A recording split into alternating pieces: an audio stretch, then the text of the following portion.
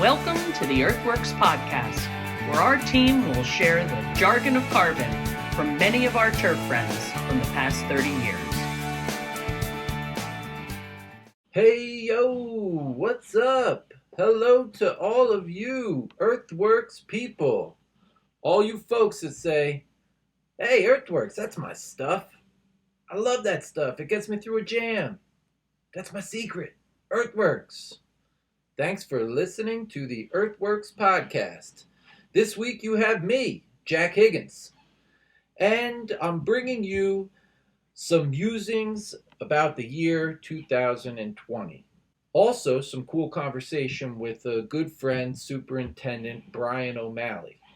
But to get started, I want to thank everyone for joining, listening, and share some ideas, some thoughts I've had about the year 2020. First and foremost, I'm grateful. And I'm grateful that I haven't been sick. My wife and kids haven't been sick. I'm grateful for all of you. Grateful for this job. I'm grateful that we've started a podcast. And I'm grateful that we're still all having fun, hopefully. I also want to say that I know it hasn't been easy for you grass growers. You were, still are essential workers. And when many in the rest of the world were able to take a pause and kind of take a break, so many of you couldn't. You had to gear up and go to work. I commend you for it. It was really hard. Those first couple months, March and April, were very scary. And, that being said, in many parts of the country, July's been just as scary. So you should all be very proud of yourselves. I actually just had conversation yesterday. I was out on Long Island visiting customers, golf course superintendents, and it came up in conversation that the changes that they've made on the crew at this particular golf course, and the sort of adaptations that they've made in 2020, the year of the coronavirus. And this superintendent told me, I am so proud and grateful for the assistants on my crew and interns and assistants in training. These guys that get paid a salary and work long hours have started coming in at 5 o'clock in the morning, and they get the entire crew set up, meaning they have all the equipment set up outside for each crew member to get started as soon as the day begins, meaning they don't have to go inside, they don't have to interact, everyone can keep socially distant, and their equipment and their assignments are already all laid out for everybody so that everybody can, again, keep distant, stay safe, but yet get the golf course prepared and ready for the golfer. And by the way, the golfers, right? I mean, golf rounds this year are just through the roof everywhere. That's the conversation that is heard, on the road. We're just golfing like crazy here. So that's part of what we discussed at my visit at Vale Country Club with Brian O'Malley. You'll hear some of that later on. But everybody tells me, we've hit our annual golf rounds, our average, in the middle of July. So everyone's on track for at least a 50% increase in golf rounds based over the annual average. So what does that do to the golf course, and what does that kind of strains does that put on the golf course crew? So those are some of the things that I was able to discuss with Brian, particularly his situation at Vale. It's not just golf either. I've got some other musings to make about grass growing in the year 2020. I want to briefly talk about some thoughts I've had on the sports turf world. And, mainly sports turf is colleges, schools in general, school districts, but also municipalities. And a lot of these fields were not really being touched for all of the spring and the early part of the summer. Now, many municipality fields have started to get traffic in the last 2 months or so, I've noticed, and talking with turf managers there. They're starting to get traffic. So you're starting to see some wear in those on those fields. But for a long time, there was nowhere. And I walked on some fields in late May and in June that were just pristine. I'm talking municipal sports fields that I've really never seen conditions like this.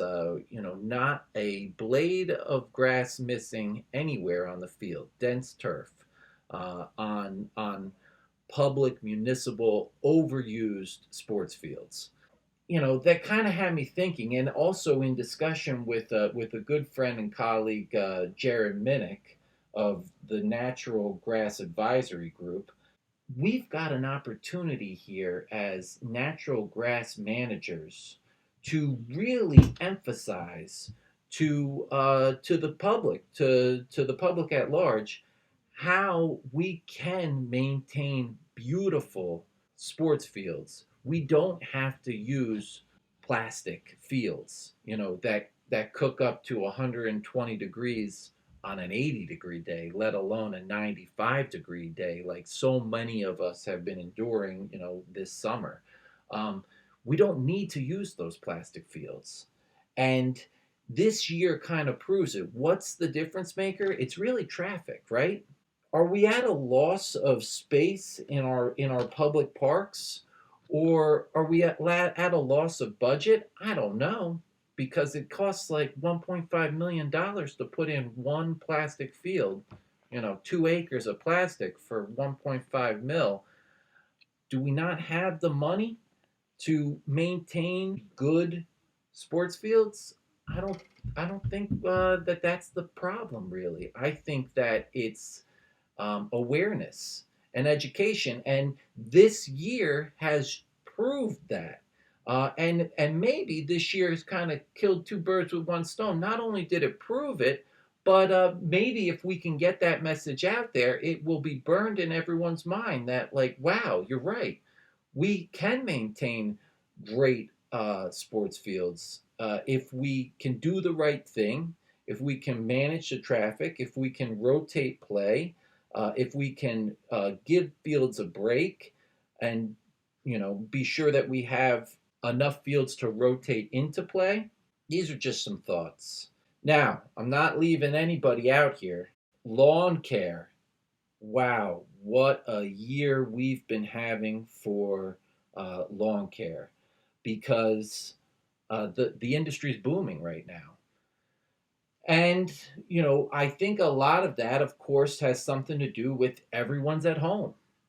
Everyone's at home and wants to appreciate their property. Again, people are realizing that it's not rocket science to have a nice lawn. It's not rocket science to maintain dense turf that can be enjoyed by the entire family. And in fact, it doesn't require a whole lot of nasty chemicals or anything to do that either. It kind of just requires making the right decisions. And the good lawn care companies that we work with at Earthworks are seeing that, and are educating the consumer to that and proving it. You know, again, in one of the nastiest, hottest years that I've ever worked, and I've been working with turf since 2003. Yes, so 17 years. Actually, just in conversation yesterday, I heard someone say, well, this is kind of probably the hottest, driest year we've had since 2010. And that was out on the east end of Long Island that I was talking about that. they've been dry. The word was zero point 0.3 inches of precipitation in the month of July. Not a lot. Not a lot. So it's been a hot year. It's been a dry year, but these lawn care companies are able to show the consumer, and by the way, the consumer's paying attention, right? Because we're all at home, and we want to enjoy, our turf, our properties, our grass. We want to enjoy it, and I'm very proud of everybody for being able to show that. So, golf, rounds are up like crazy. Sports turf, play was down, but I think that showed everyone, wow, we can really maintain some nice fields if if we can show the public the way that it needs to be done. We can't over abuse a field and expect it to recover, on a Monday for Tuesday practice. And in lawn care, people realize the value of a healthy and enjoyable property. And smart lawn care companies are taking that cue from the public, and they're educating the public and showing the public that yes, we can do that for you. We can give you that really beautiful turf in a healthy manner, without overusing chemical, without overusing irrigation water. We can provide that for you. These are some of the musings I have on the year 2020. Now, this Earthworks podcast is not an Earthworks commercial. However, it is brought to you by Earthworks. That being said, I'd be remiss if I didn't mention one product, one Earthworks product. And I say this because I've just been seeing it. I've been seeing it a lot this year, both out in the field and in the Twitterverse. Just this week, there's been a lot of Twitter activity about this product, and that is Earthworks C3. A year like 2020 is a year where you really see the power of this product, because it was built and we sell it to help turf managers manage stress. Stress, right? What is stress? That sounds like a salesman word. Well, it kind of is. But, I mean, have we not just been discussing turf stress? Both in the fact of how hot this year is, but then also in the fact that because there's very little else going on, these golf courses are getting, all of their annual average rounds before the end of July. And that is with most of them being shut down for 4 or 6 weeks in April. That's what stress is. Stress is when you're in Northern Virginia and you haven't had a day less than 90 degrees in the last 35 days. Oh yeah, and by the way, you haven't had a night less than 72 degrees. That's stress. It's stress when you have that on top of 250 rounds a day, every day. Plus, not two carts to a round, 4 golf carts to a round. That's stress. And that's where I've really seen this product shine. So, this isn't an Earthworks commercial, but again, I'd be remiss if I didn't say that C3 is just a remarkable product. And what's cool is that it doesn't require that much input. Input, right? That's what we're talking about. Level of input, level of effort. Does that mean rate? Well, yeah, I guess it kind of means rate. It's only a gallon per acre rate. Does that mean, 25 million gallons of irrigation water, fresh water, right? Irrigation water, drinking water, potable water. 25 million gallons a year? on the East Coast just to keep a golf course alive? No, it shouldn't require that, right? That's the kind of minimizing that I'm talking about. I'm kind of talking about the minimizing where the golf course superintendent says to me on June 5th, "Hey, don't tell anyone, but I haven't sprayed a fungicide yet this year.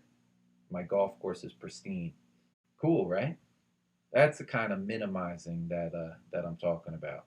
Without much further ado, again, I want to just kind of take this retrospective and say that I'm grateful. I'm grateful for all of you. I'm grateful for this job. I'm grateful that uh, I haven't been sick with the coronavirus, and my wife and kids haven't either. Although I know some of you that have. I know many others that have, and it's rough. It's so I'm grateful that we've all band together here. Uh, and now I'll bring you some quick conversation with Brian O'Malley at Rivervale. I'm grateful for Brian too for agreeing to do this. The conversation with Brian does have some video accompaniment. So if you have interest, you can get on YouTube and kind of see the visual version of this podcast. Thank you all so much. So, Brian, tell me a little bit more about yourself. I know we're here in Bergen County, New Jersey, but I know you didn't grow up here. No, I actually grew up in Colorado. I got into the game at a young age and got on the maintenance side of it, just trying to get free golf and range balls. So went to the local municipal course and worked on the grounds crew early in the morning, and then we were able to practice golf in the afternoon and fell in love with the whole process. And Were you growing cool season grass out there, bent grass? yeah, bent grass, ryegrass, bluegrass, and Okay. got interested, did some research, and found out you can do this for a living. So ended up going to Colorado State for turf grass management for their 4-year program. I did internships pretty much all over the place to find out where I wanted to go and experience. So did some East Coast stuff, did Hawaii for a little bit, California, and after I graduated, got a job at Liberty National when they're growing that in 2006. So that was a pretty cool experience. And started. Fine fescue there, right? No, that was Bayonne. Oh, that's Liberty Bayonne. Was L93 bent grass and A1, A4 greens, and did that for 4 years. I have a lot of family in Ohio, so I always wanted to try to get back there and work full time. So I did a couple courses there. Kind of ran out of job options there, and then came back here. Worked at Edgewood Country Club down the street. Sure. Kyle's over there. Kyle's over there now. And after that, went to Sleepy Hollow for their greens renovation. Did that for 3 years as an assistant. And What was the greens renovation there? they took the current sod, the POA sod off the green, shelled them out, put drainage in. Okay. Gil Hands did all the work there and reshaped them, and that project turned out really well. Now it's keep going up the top 100 list. So Excellent. that place is pretty amazing. And you got all that experience of doing that. It was they shelled them out and put a sand root zone in Yep, USGA. with the drainage. Yeah. Did a bunch of other tee boxes and some other bunkering, and it was probably like a $7 million project. So it was a big deal over 3 years. Right. I was there for 2 of the years, and then got the superintendent opportunity at Blue Hill. Okay. In Pearl River. Did that for a short time, and then Rivervale was looking for a superintendent that winter, and my experience with Edgewood and some of the people over there got me the job over here, and we've been improving this place every year since. So it's come a long way. Everybody's really happy, and it's definitely a really cool property to manage. There's a lot of nice architecture to it and some really cool golf holes, and I get all the resources I need for what we're doing, and I, you know, can't complain about any of that. And we're actually going to redo some of the bunkers on the back nine, and they're going to start putting some money in this place. So it's pretty exciting time for Rivervale. Yeah, and I guess some of the you know what you've been telling me in this conversation is and showing me on the golf course is the changes that you were able to make, you know, without having a giant budget to, like, you know, do a $7 million renovation or things. Right. Everything we do here has got to be, you know, simple and easy, and it has to make sense at the end of the day financially. So we're not going to do anything crazy with shelling out greens and redoing greens. I mean, we're playing around with heights and moving some bunkers around and doing stuff in-house, and really can improve a lot on the golf course just by changing heights, lines, and just doing basic things. And some of these things save money on labor, and Right. they also improve the whole experience at the golf course. So it Yeah, works like out both ways. you showed all the examples of lines in terms of expansions. You know, the bottleneck, the throat up in the collar up to the green, pulling Right. that out, fairway landing areas, all that sort of thing. And you know, you talked about the strategies you used to do it in an economic and, you know, easy way with Yeah, minimal input. my number one priority looking at when we're doing, you know, projects like that is eliminating traffic, because traffic's the number one issue here with it, whether it's us mowing it or working around things or golf carts or golf, trying to direct traffic and trying to keep mowers where they, you know, can actually cut grass and not, you know, beat it up is what a lot of these things stem from. So when we're growing up fescue and non-irrigated areas, I mean, it looks a lot better than trying to cut that area, you know, 12 times a year with the rough mower and just having dirt there. So Yeah, you know, perfect. a lot of these areas worked out both ways, and a lot of the bottlenecks and the traffic spots around bunkers, all those things get moved. I mean, a lot of these choke points that I can't move, we've been doing a lot of renovate and 5-4-5 in those spots, and those things held on a lot better than they have in the past. So And tell me about the areas where you've done very high rates of Ecolite, but say only maybe over 200 square feet. when I first got here, there was a lot of localized dry spots, even a lot of localized wet spots they couldn't control with, you know, overheads, and we had to be really careful with hoses and what we're watering and what we needed to stay off of. So I started mainly in the spring and fall, just take the 648 in those spots, poke a bunch of holes, and then brush in, just like you're backfilling with sand, the Ecolite into the holes, and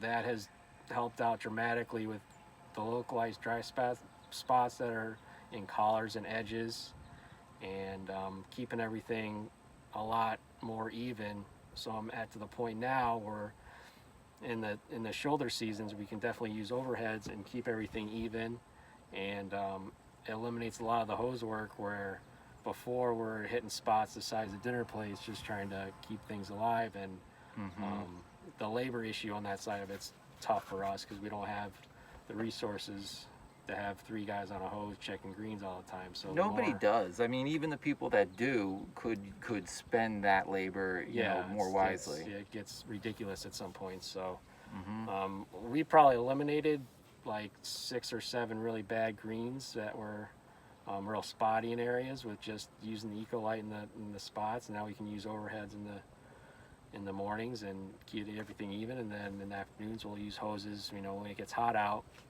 just to touch up things. But If you have to. Yeah, the labor is eliminating the labor on those kind of things has been really great for us. That's cool, man. Yeah. Well, and in all of this this greenkeeping experience, you bouncing around the country, you've also got married and have a family, right? Oh yeah. Yeah, I can't forget about that side. We just had our second boy. He's 6 months old, and our oldest boy, he'll be 4 in November. So Yeah. busy life, that's for sure. A lot going on. Yeah. I We just get it. moved for the second time. We're in Warwick now, so Wow. hopefully we're not moving or having any more kids soon, because I think we're busy enough as it is. So Jeez. well, all good. Yeah, man. Well, thank you so much for the conversation. Yeah, thanks for stopping by. This was fun, showing us a bunch of cool stuff. And yeah, I appreciate your time. Yeah, no problem. Anytime. All right, good deal. So what do you think? Nice chat with Brian, right? He gets a lot done on that golf course. And in this year, 2020, the year of the coronavirus, when golf rounds are just through the roof, and at the same time, many of you are suffering from limited labor, maybe less resources. It's really an interesting time to be working on the golf course. But it might also be a little refreshing, right? Golf, the game of the people, you know, the links land, decreed by the king for the public to do their sport, golf. Kind of touch back to a simpler time when there was more time to just get out and play around. And that's kind of what we're living in now. So, with that comes a lot more play with added challenges. And maybe moving forward, the need to reduce inputs. So it's kind of nice to hear some strategies as how you can reduce inputs, get simpler, maybe spend less money even, scope back projects to be effective, maybe on a smaller scale. And most importantly, make it accessible for guys to get out there and play. And I think that's what Brian gets done at Rivervale. You can see it. The parking lot's packed every day. As the parking lots across the country, you guys listen and guys are out there golfing, using facilities, enjoying the turf. And it's really not just on golf. We're going to see it everywhere. It's wherever you can be outside, wherever the grass grows, you can get out there and enjoy it. And it's fun to be a part of the industry that takes care of that facilitates it, makes it happen. So thank you all very much for listening to the Earthworks podcast. Catch us next week because we're coming at you. Thank you.